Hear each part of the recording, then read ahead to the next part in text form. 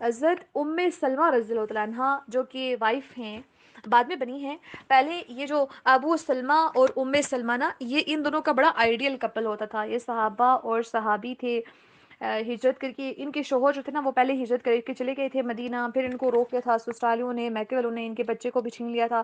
پھر 1 سال کے بعد ان کو جا کے جانے کی اجازت ملی تھی اپنے شوہر کے پاس. پھر شوہر کی ڈیتھ ہوگی نا. ان کے درمیان بہت زیادہ محبت تھی. جس جگہ سے ان کے شوہر جدا ہوئے تھے، ہجرت کر کے گئے تھے، دیکھیں کہ اللہ کے راستے میں بیوی کو بھی چھوڑ دیا، اتنی محبت کرنے والی، اور جس سے خود بھی محبت تو اس کو بھی چھوڑ دیا، صرف اور صرف اللہ سبحانہ تعالیٰ کی رضا کے لیے.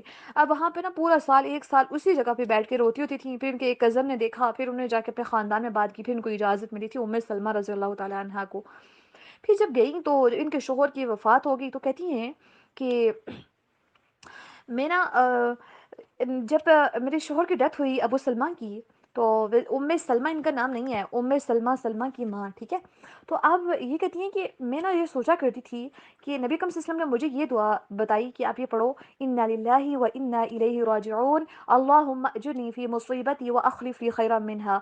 تو میں یہ دعا پڑھتی تھی، لیکن سوچتی بھی تھی کہ ابو سلمہ سے میرے لیے بہتر کون ہو سکتا ہے. اتنے جلیل القدر صحابی کی ہجرت بھی کی انہوں نے اللہ تعالیٰ کے راستے میں، مہاجرین کی بڑی ان کا بڑا رتبہ ہے.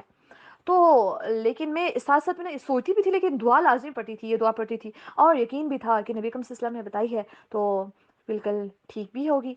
تو اس کے بعد یہ ہوا کہ ام سلمہ رضی اللہ عنہا کا نکاح نبی اکرم صلی اللہ علیہ وسلم کے ساتھ ہوا، اور وہ امہات المومنین میں شامل ہو گئیں. اللہ اکبر. تو ہم یہ سوچتے ہیں کہ اس سے بہتر کون ہو سکتا ہے، کیا ہو سکتا ہے، لیکن اللہ تعالیٰ کی ہاں کسی چیز کی کمی نہیں ہے. اللہ تعالیٰ نے جو پہلی چیز آپ کے لیے بہتر کی تھی، اللہ دوسری کو اس سے بہتر کر سکتا ہے. اس کی حکمتوں کو کون سمجھ سکتا ہے، اس کے کاموں کے اندر دخل اندازی کون کر سکتا ہے؟